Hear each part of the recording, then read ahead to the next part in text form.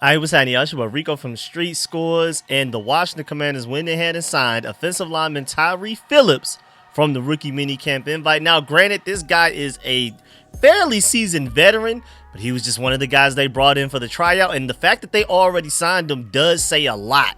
I mean, we still have a whole nother practice that's going to happen later on today. I'm recording this right now at 2 a.m. on Sunday, May 11th. We're going to dive into who he is, where he came from, his history in the NFL, some strengths that he may have. Is there any potential here? Does he have a chance of making the roster? And then stay for the end because I have a few more clips that were uploaded by the Commanders for the rookies. You got to see this Jacory Krosky merit catch, man. You got to see that. So stay to the end for that. The Commanders uploaded that to their Twitter like soon after I already gave y'all the video from yesterday where I showed y'all then all of the clips that came from practice and everything like that. If you haven't seen that, go check that out. But without further ado, make sure you stiff arm that like button, stiff arm the subscription button, and stiff arm the bell next to that subscription button so you get notification each and every time I release an informative and opinionated video just like this one. Let's go ahead and dive into this video immediately, man. Let's get it. Adam.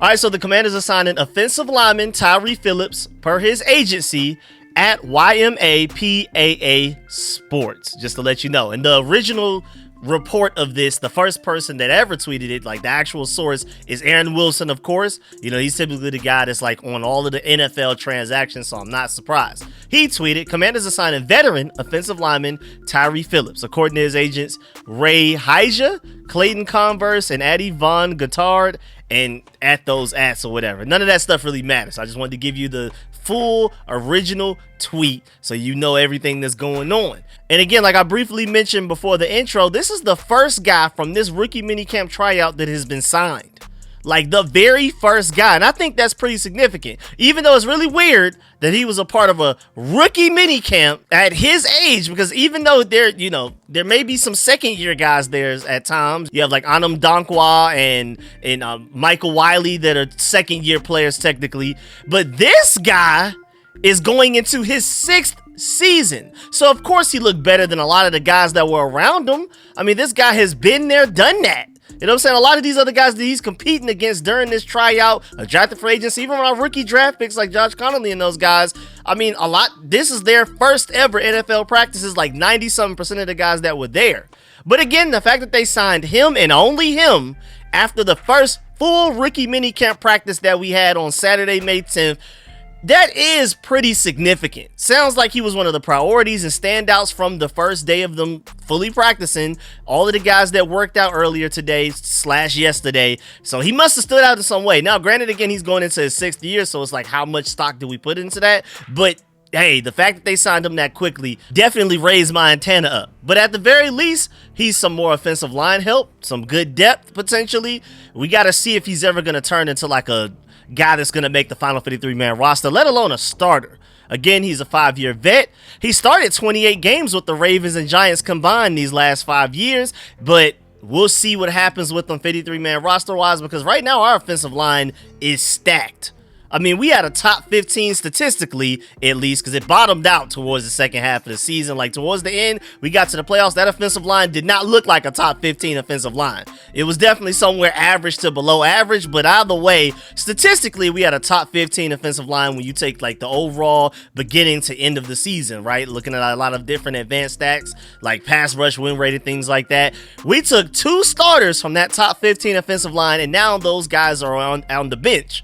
They're backups, and we're not talking about a position where you rotate guys in. Nick Allegretti and Andrew Wiley, if at best case scenario, never see the field. And they were starting for you last year as top 15 offensive line. Then you went and got Nate Herbig, who was supposed to start for the Steelers last year on their really good offensive line, but he got hurt like the very beginning of the season and missed the entire season due to injury. Now he's like one of our backup interior offensive linemen as well. So we have like 8 starters.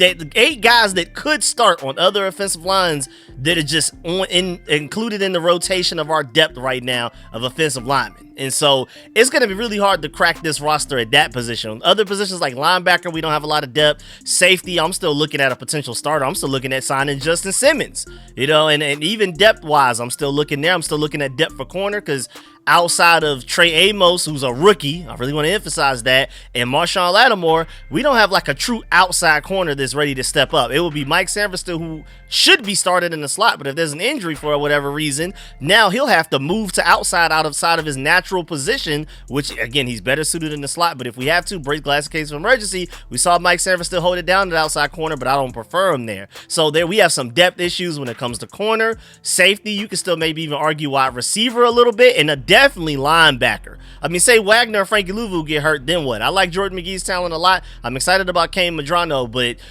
at the same time, offensive line, we're super deep there. We have so much versatility. Brandon Coleman was our starting left tackle last season. Then it looked like he may end up being our right tackle. Then you draft Josh Connolly. Now he's just starting left guard. Josh Connolly played left tackle pretty much the entire time he was at Oregon with a little mix of tight end, even running back a little bit sometimes, getting direct snaps out of Wildcat, but he can play left tackle, left guard, right tackle, right guard.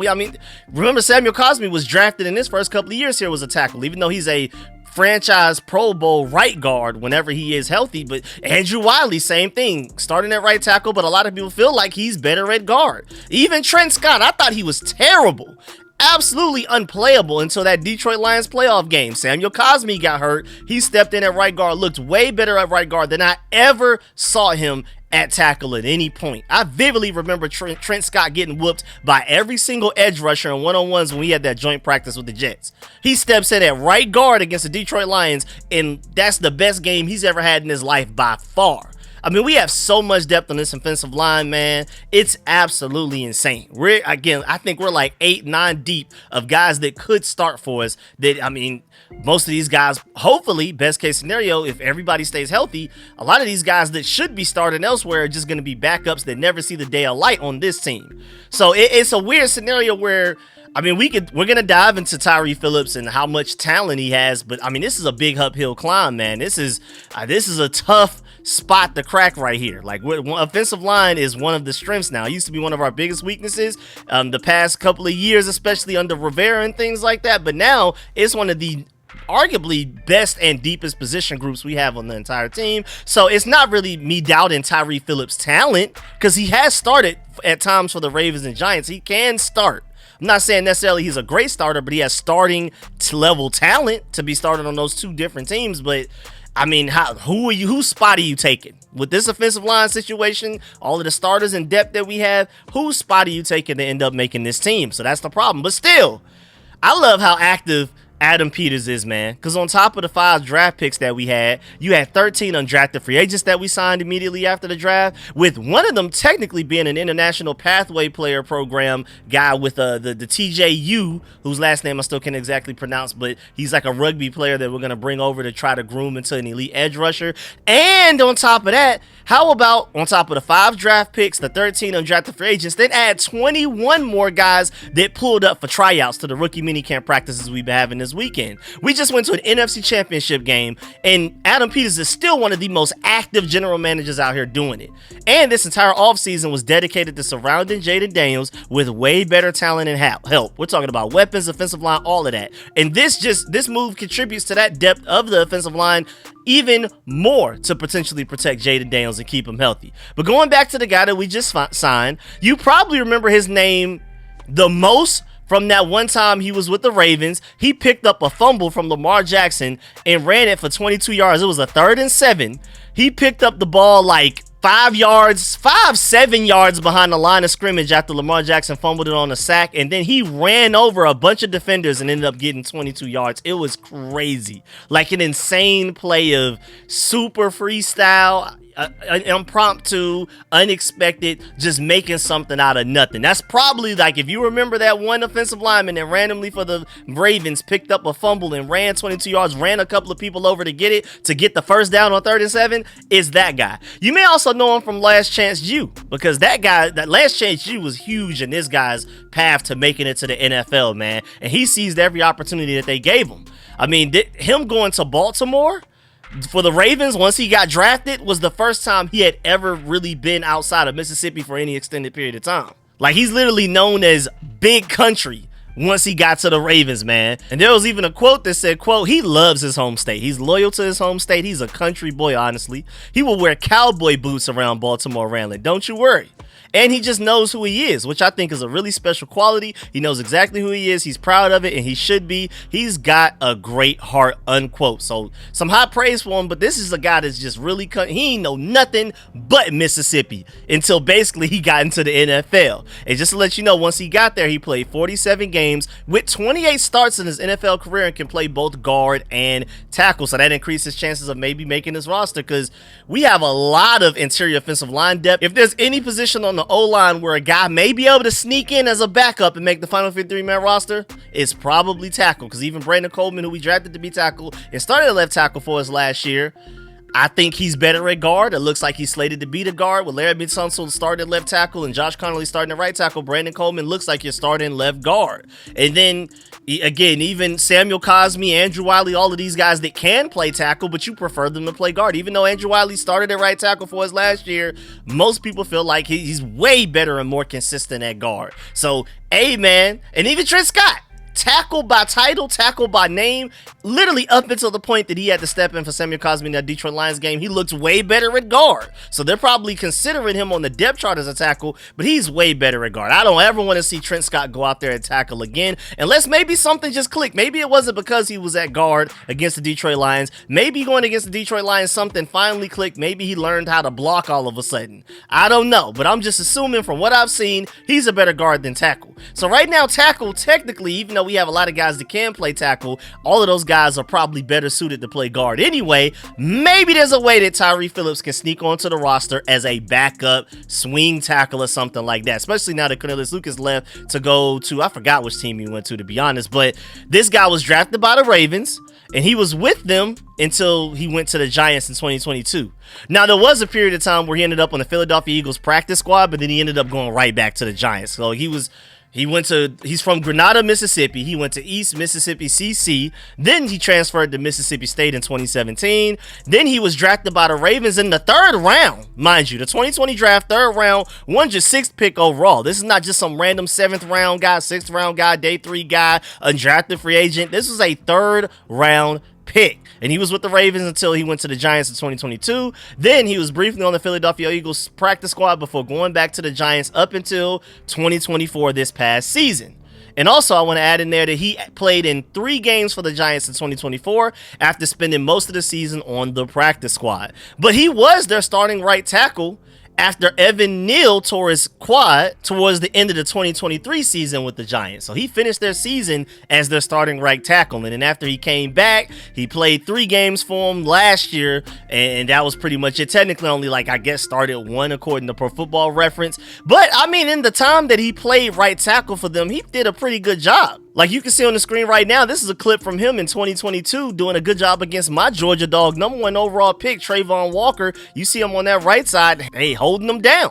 And that allowed Daniel Jones to get off a 19-yard pass to David Sills, and Tyreek Phillips was a lot of that. Good technique there in that play. I mean, I'm not saying that's who he is consistently, but at least you see a flash there like, hey, he maybe could do something. And mind you, Evan Neal was a 2022 draft pick, 7th overall in the 1st round. So they brought over Tyreek Phillips, who was a former 3rd round pick of the 2020 draft. And then Evan Neal came over, was supposed to be this really elite tackle out of Alabama. Didn't necessarily work out that way, even when healthy.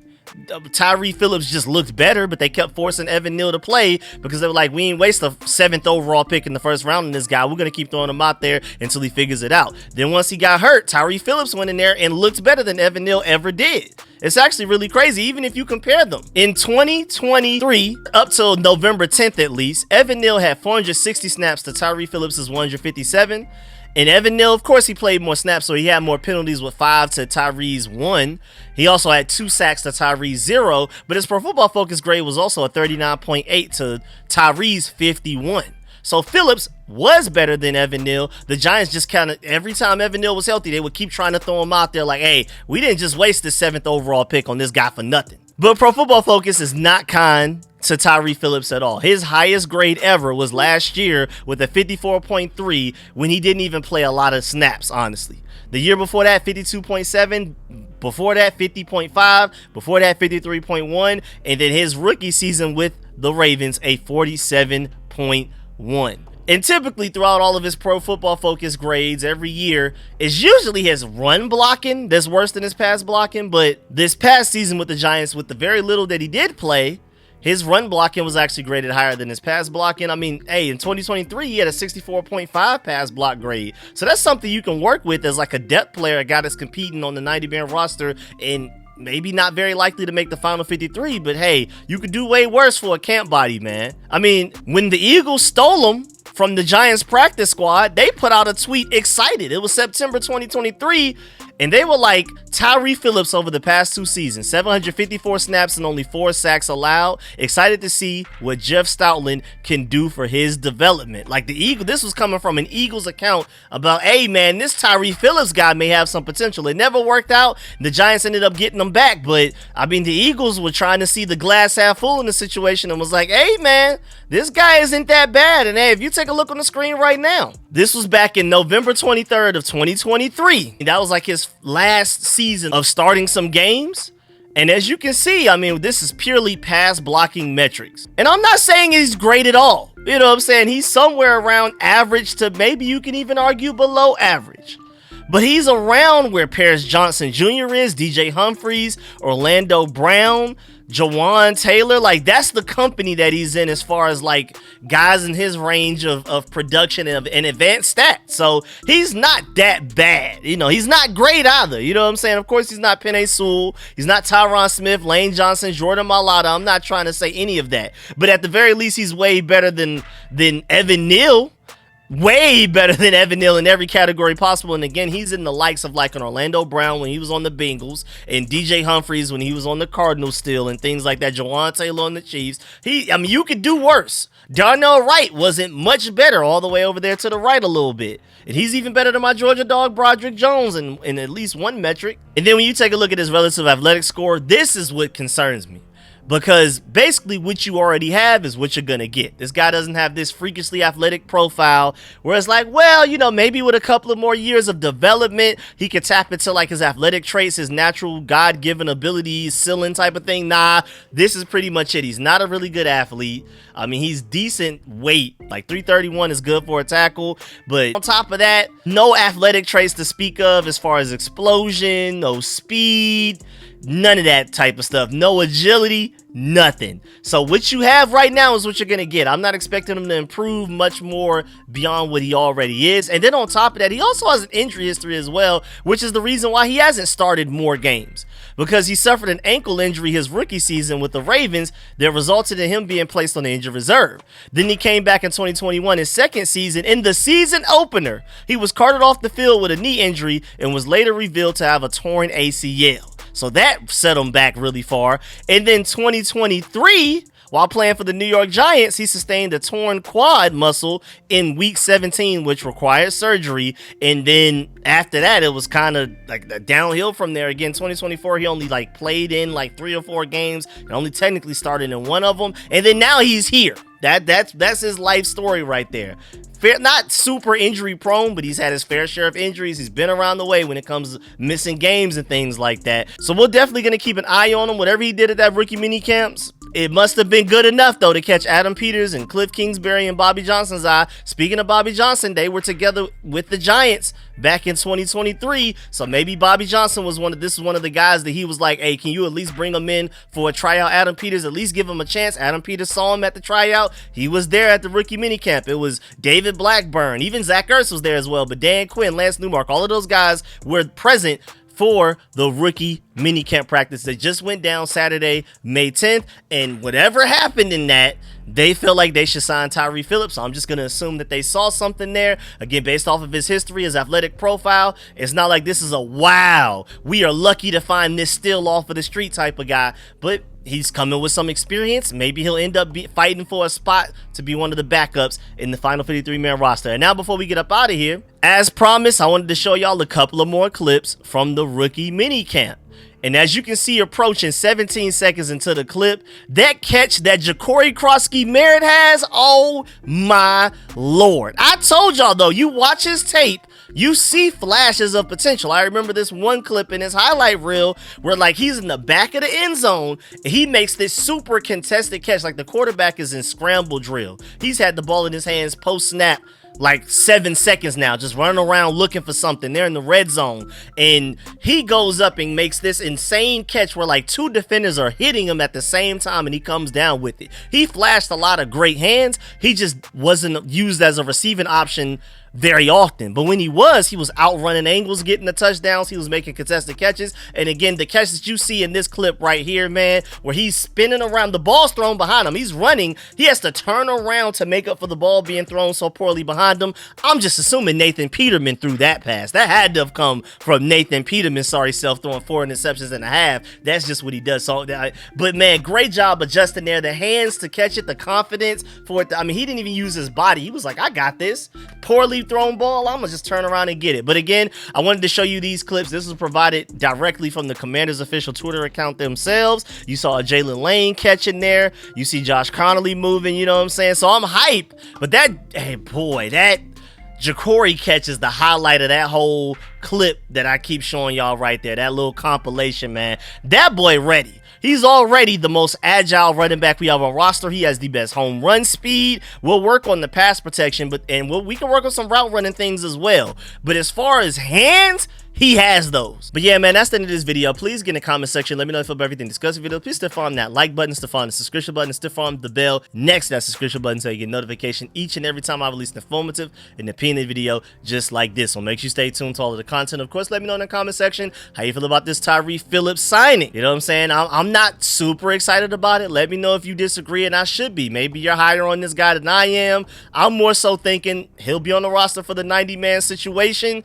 and then more than likely will not make the 53-man roster. But again, that's not necessarily something against him. We're just extremely deep at offensive line. I would argue that's our deepest position group on the entire team, so it's going to be hard to make the cut. But they saw something at that rookie minicamp practice to go ahead and sign him. I mean, we have another practice later on today, Sunday, May 11th, and they went ahead and signed him before they were done with rookie minicamp. So they saw something to be like, we need to go ahead and secure this guy now before another team gets him, I guess. I don't know. We'll see. I'm going to keep y'all updated on what he does. Maybe he'll be out there again in the practice later on today, May 11th, and then maybe he'll show us why he got signed. Who knows if we get any clips of it. But typically, the media and the Commanders themselves are only going to really upload clips of like the rookie class and guys that we're really looking for. So just keep that in mind. We probably won't see anything about him, but again, the fact that they signed him, maybe that's a good sign that he's ready to bounce back and look like how he sort of looked towards the end of that 2023 season after he replaced Evan Neal. But I really appreciate y'all. Again, let me know in the comment section how you feel about all of that, and also let me know if you agree that Ja'Cory Krosky-Merritt's catch